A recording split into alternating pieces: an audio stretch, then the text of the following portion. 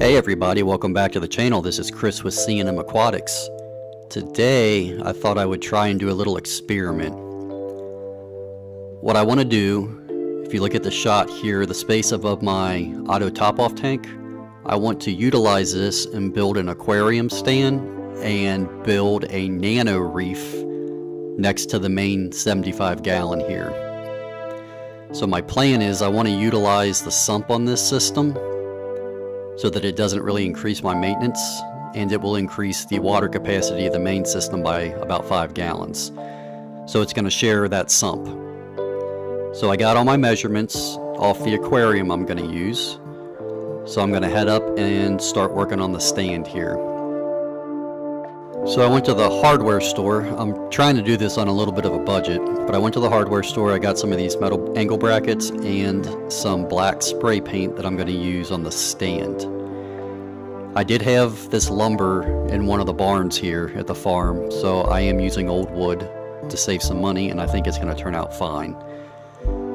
I am not a master carpenter by any means. I know just enough to get me in trouble, and I usually kind of just fumble my way through things. So we'll see how this turns out.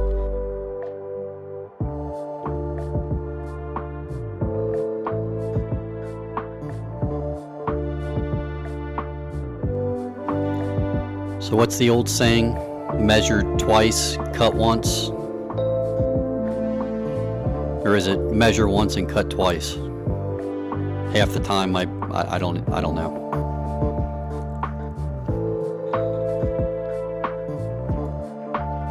No, it's definitely measure twice and cut once. I've learned that the hard way over the years.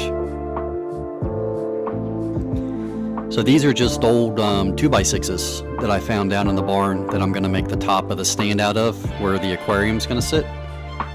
And all I'm doing here, this is just water on a paper towel. They're very dusty, got cobwebs on them, so I just want to clean them off a little bit so that the spray paint will stick to the surface later on when I go to spray them.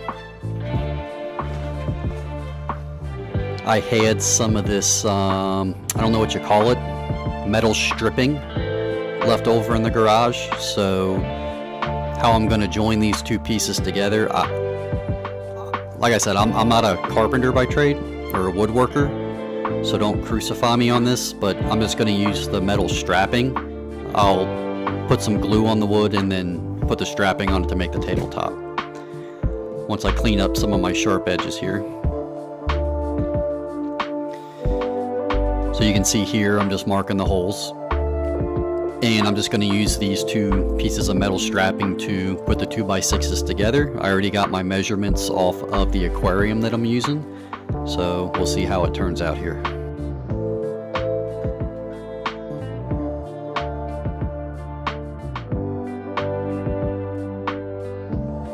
Alright, so this is just regular Elmer's wood glue. I'm going to put a little strip of glue on the boards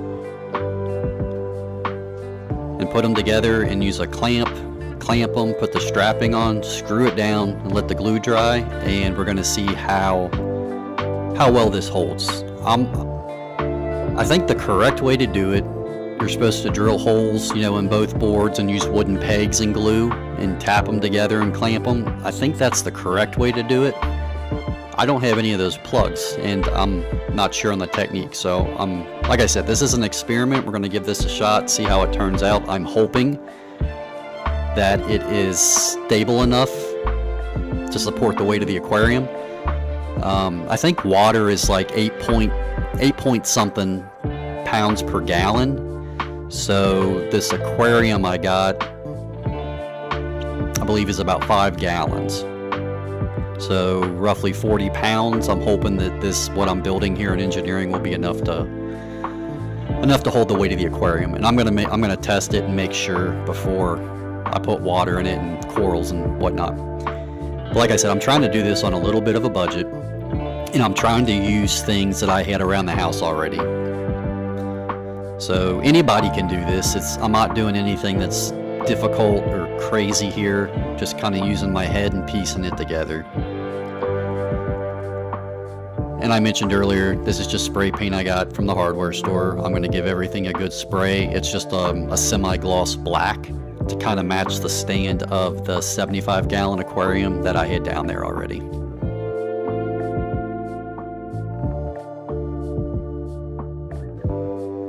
Okay, so I'm going to cut off part of this plumbing, and then I got some fittings, some barb fittings I'm going to glue on, and I'm going to use, I'm not sure what you call it, it's the clear like vinyl flex tubing that I'm going to put on here, and I'm going to try to use for that sump, because I just think it's going to be easier working in the sump and getting the flex tube around the stand instead of hard plumbing it. I think it'll be a little easier to work with.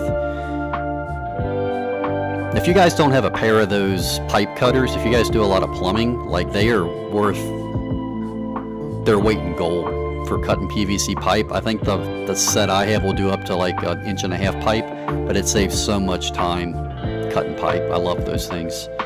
And if you guys are doing your own plumbing, you already know this, work in a well-ventilated area, because this glue, the PVC glue, is extremely noxious. Like, it will burn your eyes and your nose if you're not careful. So wear a respirator, take your precautions, do what you gotta do. I did have this little aquarium set up and running. I had it running for maybe about 3 years before. I had it tied into another sump that went through a wall, and I broke it down just because I got tired of the maintenance and taking care of it. So hopefully it's a nice bow front glass aquarium, and I think it's going to look really nice next to the main tank. Oh, look right here. See how I'm using this pipe wrench to tighten these bulkheads? I'm going to tell you guys right now, be extremely careful when you do this, because this is how you break aquariums. And I should not be using this wrench, and I'm going to show you why in a little bit.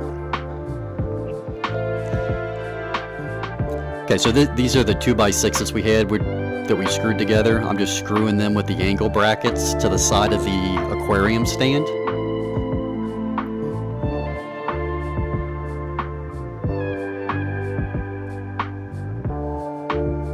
And then I'm just using regular 2x4s I cut to length for the end to help support the weight. So I've got the 2 angle brackets on the stand and the 2 2x4s on the end. I think this will be totally acceptable to use. Here's our weight test. I definitely weigh more than 40 pounds. I weigh about 175, and it is supporting me with no issues whatsoever. So I am pretty confident that it is going to support this little aquarium. And here is a shot of the empty aquarium sitting here. I think it's going to look really nice. Okay, so I mentioned I had this aquarium running for about 3 years, and yes, it was running with this crack in the glass for 3 years without any leaks. I cracked it when I put the bulkhead in it originally, and it held water for about 3 years. And I do not recommend using a cracked aquarium. I am not condoning it by any means unless you want water on your floor. But we're going to do an experiment. And since we're experimenting right here, I do not have the correct size hose to fit on these fittings. So a little trick for you guys, this vinyl tubing, I've done it before. This is a 3/4 fitting and it's a smaller hose, it won't go on. So I take a lighter, and if you heat up the rubber on the hose, most of the time you'll be able to get it flexible enough to where it will slide over the fitting. You can see here, I am still having some trouble. So what I'm going to do is take just a very small amount of Vaseline. It's petroleum jelly, and we can get into if this is safe or not for a reef tank because it's got the word petroleum in it. I understand all that. I'm using a little bit on the tube, and it's going to let me slide this warm tube onto the fitting, and then as the vinyl tube cools, it actually shrinks back down and squeezes that fitting. And I don't even think you need a hose clamp on it, honestly. It cools off and shrinks and just grips that thing. So you really shouldn't have to worry about leaks. But I go ahead and I put hose clamps on everything anyway, just because I'm paranoid about things leaking. And you can call me a liar because of the crack in the tank, but this is an experiment. We're filling it up. I'm just going to fill it up with, this is just tap water, and I'm going to check for any leaks on the aquarium. Make sure it doesn't leak, let it sit for a little bit.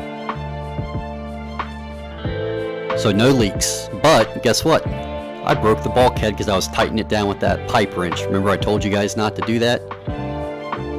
It made the crack in the aquarium worse and broke the bulkhead. So now I'm going to start over. I do not trust this aquarium at this point, and I am not going to risk it. So I went out. I found this at PetSmart. It was originally $23, 5.5 gallon aquarium, and it was on sale with a membership for $12.73 or something like that. So for 13 bucks, I figured I'll grab 2 of them, and I'm gonna try to drill them myself and plumb this thing in.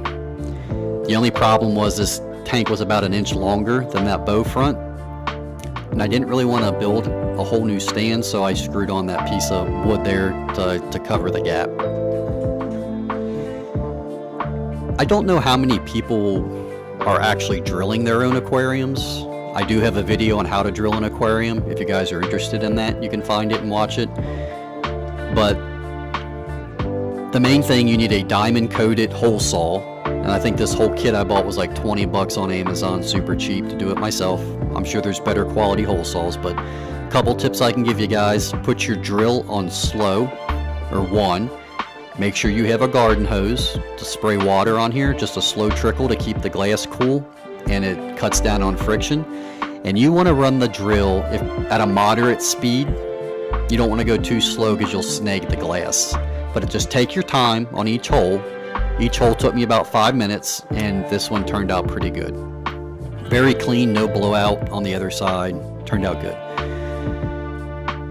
Put my bulkheads in. These are bulkheads that fit 1/2 inch pipe. We're using 1/2 inch on this, and I am just hand tightening them. I am not putting that wrench back on them. Learn from my mistakes, don't do that. So I'm going to dry fit some of the plumbing here. I'm going to work out some of the details on the plumbing, and I'm going to start plumbing that in, and then here's the magic afterwards. I get it done. So on the right side is the return. You can see a little vent I put in here to help it drain. The left side is the pump side where it's pumping water into the aquarium. So left is the pump, right is the drain that comes back down into the sump of this aquarium.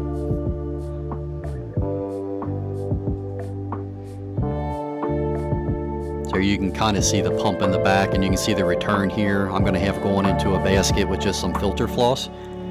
So here are some of the corals that I have in the system right now. I didn't show me filling it with water and everything. You guys don't care about that. But I got a neon green Signularia that I'm going to put in here. And this is a Recordia mushroom that I've got glued in here to one of the rocks. I'm trying to pick corals that I think will do well in a smaller system. This is a hairy mushroom, or a Redactus mushroom. I'm trying to put some easy to care for corals in here.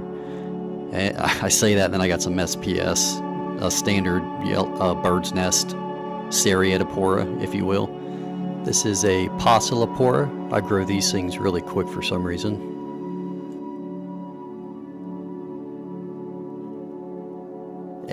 This is it's hard to tell from the shot. That's a blue-green Discoma mushroom. Obviously, pulsing Xenia. I might move him because the water flow seems to be beating him up a little bit, so I might reposition him somewhere else. Standard toadstool leather. He's mad because I just moved him from the system he was happy in into this tiny aquarium. We've got some grandma pallies, some big pallies that'll open up and help fill in some of the gaps. This is just a normal Signularia. This is a purple Gorgonian. I got him down in the back, you know, around some rocks. And I already got a copepod in here. Look at this. I'll tell you this, guys, the only reason I have corals in here right now is because this is tied into the other established system, so there's not going to be any type of cycling or anything like that. I can essentially just put corals in and enjoy it right off the bat. So overall, you know, just for an experiment, you know, I think it turned out pretty good, guys. That's a nice little nano reef system. The corals are already starting to open up. They're looking good. And I just have a clip-on, I think it's an Ocean Revive LED light. It's got a white channel and a blue channel. It's a cheap light. I want to say it was a $30 clip-on light. I think it'll be fine for this aquarium. We don't need anything crazy as far as par values. But the plumbing coming in, there's two main things that I'm not happy with this build after doing it. The return line coming back in could have been plumbed differently. It's kind of in the way. I'll make it work. But I noticed also, like, the glass on the main tank's going to be hard to clean now because I can't get my magnet scraper in between the two aquariums to clean it. But I'll figure that out later. I'll use a brush. Overall, guys, I thought it was a cool project. It looks good with the main tank. Looks like it belongs there. Thanks for watching.